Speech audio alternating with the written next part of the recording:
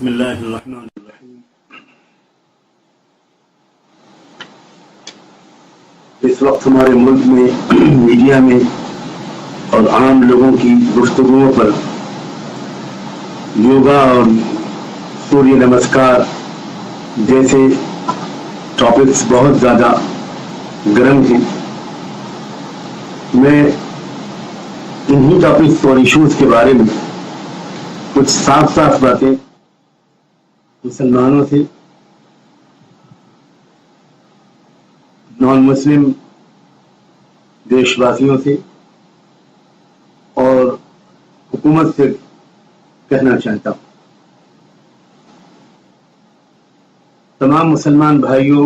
بہنوں اور نوجوانوں، بچوں اور بچیوں سب سے یہ کہنا ہے کہ آپ نے جو کلمہ پڑھا ہے اس کے دو جز ہیں۔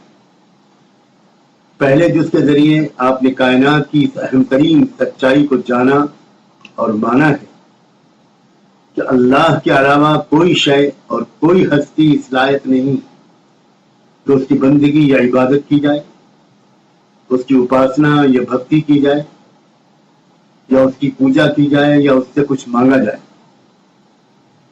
اس لیے کہ اس مالک و خالق اور رب العالمین کے سوا کسی میں یہ طاقت نہیں ہے کہ وہ اس کی مرضی کے بغیر کسی کو کچھ دے سکے۔ اس موقع پر یہ ضرور یاد رکھیے گا کہ اگرچہ یہ صحیح ہے کہ توحید کی یہ تعلیم دنیا میں پہلی مرتبہ قرآن اور حضرت محمد صلی اللہ علیہ وآلہ وسلم نے نہیں دی تھی، بلکہ اللہ کے تمام پیغمبر اور سب کتابوں میں اور صحیفوں نے اپنی اپنی قوموں کو ہمیشہ یہی تعلیم دی تھی۔ تاہم یہ بھی سچ ہے کہ آخری آسمانی کتاب قرآن اور آخری رسول محمد صلی اللہ علیہ وآلہ وسلم نے توحید کے مسئلے کو، وننس آف گاڈ کے مسئلے کو جتنا صاف اور واضح کیا اور جس طرح ان تمام دروازوں اور کھڑکیوں کو بند کیا جن کے ذریعے مسلمانوں میں شرک سرایت کر سکتا تھا، وہ اپنی مثال آپ ہے۔ اسی چند مثالیں یہاں پیش کی جاتی ہیں۔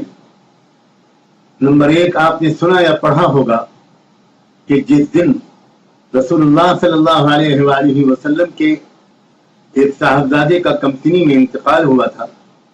اسی دن اتفاق سے سورج کو گرہن لگا۔ لوگوں میں اس سماج میں پھیلے ہوئے توہم پرستانہ سپرسٹیشس خیال کے مطابق یہ چرچا ہونے لگا کہ سورج کو گرہن جو لگا ہے یہ محمد کے گھر کے حادثے کی وجہ سے لگا۔ آپ نے فوراً اس خیال کی صاف لفظوں میں تردید کرتے ہوئے واضح کیا کہ سورج چاند یہ سب اللہ کی نشانیاں اور مخلوقات ہیں، کسی کی زندگی اور موت سے ان تک کوئی تعلق نہیں۔ آپ یہ سوچ سکتے تھے کہ لوگوں کے اندر اگر میری بڑائی کا احساس پیدا ہو رہا ہے تو اس سے آسانی ہوگی کہ وہ میری بات کو قبول کر لیں گے، لیکن آپ غلط راستے سے صحیح منزل تک پہنچنے کے سخت مخالف تھے، اور آپ نے اس بات کو برداشت نہیں کیا کہ لوگ آپ کی بڑائی کو تسلیم کرتے ہوئے شرک تک پہنچے اور شرک کے ذریعے سے پھر توحید تک پہنچے۔ یہ بات آپ کو کسی قیمت پر گوارا نہیں۔ دوسری مثال، نماز جنازہ میں جس میں امام کے سامنے جنازہ رکھا ہوا ہوتا ہے، رکوع اور سجدہ جو نہیں رکھا گیا، کبھی آپ نے سوچا کہ اس کی کیا حکمت ہے؟ اس کی حکمت بھی یہی بتائی جاتی ہے کہ کہیں کوئی انجان شخص نمازیوں کو نماز جنازہ پڑھتے ہوئے جنازے کے سامنے رکوع سجدہ کرتے ہوئے دیکھ کر یہ سمجھ سکتا ہے کہ یہ لوگ اس جنازے کے سامنے جھک رہے ہیں، صرف اس لیے کہ کسی کو غلط فہمی نہ ہو۔ نماز جنازہ سے رکوع سجدے کو نکال دیا گیا، حالانکہ یہ بھی سوچا جا سکتا تھا کہ مسلمان رکوع اور سجدے میں اللہ ہی کی نیت کرے گا، مگر نہیں۔ توحید و شرک کا مسئلہ اتنا اہم اور سنگین ہے کہ اس میں ذرا سا بھی رسک لینے کی کوئی گنجائش نہیں، اور دوسروں کو بھی غلط فہمی سے بچانا ضروری سمجھا گیا۔ نمبر 3، تیسری مثال، اس کی ایک اور واضح مثال ہے جس سے آج کل جو ڈیبیٹ چل رہا ہے اس سلسلے میں بہت ہی صاف رہنمائی مل سکتی ہے۔ وہ یہ ہے کہ حضرت محمد صلی اللہ علیہ وآلہ وسلم نے بڑی صراحت اور سختی کے ساتھ بار بار اس بات کی ہدایت دی کہ سورج نکلنے اور ڈوبنے کے وقت، سن رائز اور سن سیٹ کے وقت کوئی نماز نہ پڑھی جائے، بلکہ اس وقت کسی میت کو بھی دفن نہ کیا جائے۔ اس ہدایت کی بھی جو حکمت بتائی گئی ہے وہ یہی ہے کہ دنیا کی کئی قومیں جو سورج کو کسی نہ کسی درجے میں خدا مانتی ہیں، وہ خاص طور پر انہی اوقات میں سورج کی پوجا، سورج نمسکار کرتی ہیں۔ اس لیے مسلمانوں کو یہ ہدایت دی گئی کہ وہ اللہ کی عبادت بھی ان اوقات میں نہ کریں۔ غور کیجیے گا کہ مسلمان جو نماز پڑھنے کھڑا ہوتا ہے، اس کے ذہن کے کسی گوشے میں بھی سورج، چاند یا اللہ کے سوا کسی اور کی عبادت کا خیال بھی نہیں آتا۔ پھر بھی اتنی سختی کے ساتھ یہ ہدایت کیوں دی گئی؟ اصل بات یہ ہے کہ حضرت محمد صلی اللہ علیہ وسلم نے اپنی امت کو شرک ہی سے نہیں، اس کے شائبے سے بھی بچانا چاہا ہے، بلکہ اس پہلو پر بھی نظر رکھی ہے کہ ان کی کسی ادا یا عمل سے کوئی یہ نہ سمجھنے لگے، کوئی اور یہ نہ سمجھنے لگے کہ یہ لوگ بھی اللہ کے علاوہ کسی اور کی، مثلا سورج کی پوجا کر رہے ہیں یا اسے نمسکار کر رہے ہیں۔ مسلک، فرقے، جماعت وغیرہ کی کسی ادنا سی تفریق کے بغیر میں اپنے تمام مسلمان بھائیوں اور بہنوں سے یہ صاف لفظوں میں کہنا چاہتا ہوں کہ آپ نے کلمے کے دوسرے جز کے ذریعے اس بات کا عہد کیا ہے کہ آپ حضرت محمد صلی اللہ علیہ وسلم کا ہر حکم مانیں گے اور کسی قیمت پر ان کی کسی ہدایت کی نافرمانی نہیں کریں گے۔ آنے والے دنوں میں آپ کے ایمان کا امتحان ہونے والا ہے۔ آپ کو یہ دکھانا ہوگا کہ ہم نے کلمہ سمجھ کر پڑھا ہے اور ہم کسی قیمت پر اس کلمے کے تقاضوں سے انحراف نہیں کریں گے۔ اس پر بھی ذرا غور کریں کہ آپ کا سابقہ کچھ ایسے لوگوں سے ہے جو پچھلے کم سے کم 100 سال سے اس کی ہر ممکن کوشش کر رہے ہیں کہ وہ آپ سے آپ کا دین، آپ کی شریعت اور آپ کی تہذیب چھین لیں۔ وہ آپ کے بچوں کو اسکولوں اور کالجوں میں سری ہندوانہ عقائد اور برہمنی تہذیب سے مانوس کر رہے ہیں، بلکہ وہ ان کو وہ عقائد پڑھا رہے ہیں اور اس تہذیب کے رنگ میں رنگنے کی ہر ممکن کوشش کر رہے ہیں۔ آپ کے جو بچے اور بچیاں اعلیٰ تعلیم کے ساتھ اسلامی تہذیب اور اس کے شاعر کا احترام اور اہتمام کرتے ہیں،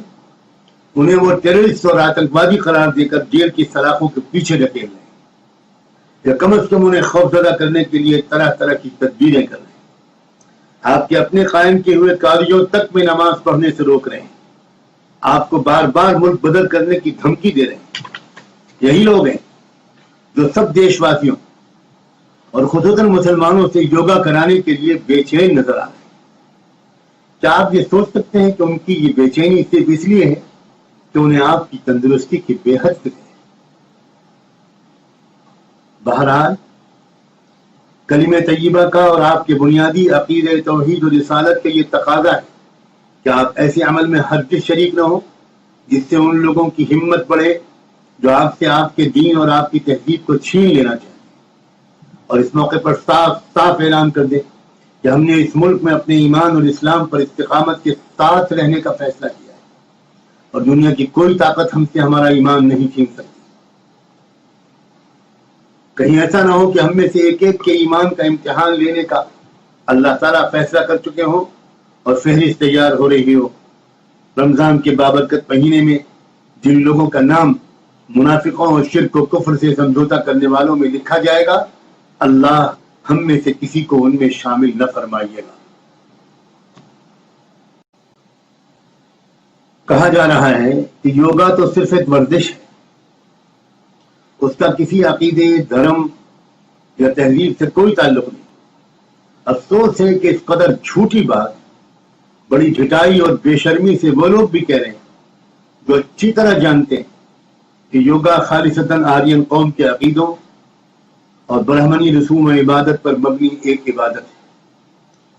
یہ الگ بات ہے کہ کسی بھی طریقے عبادت کے کچھ جسمانی فوائد بھی ہو سکتے ہیں.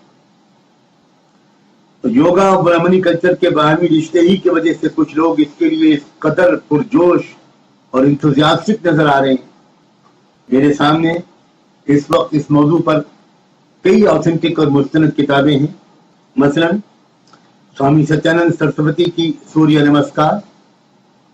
سوامی ستیانند سرسوتی ہی کی آسن پرانایم،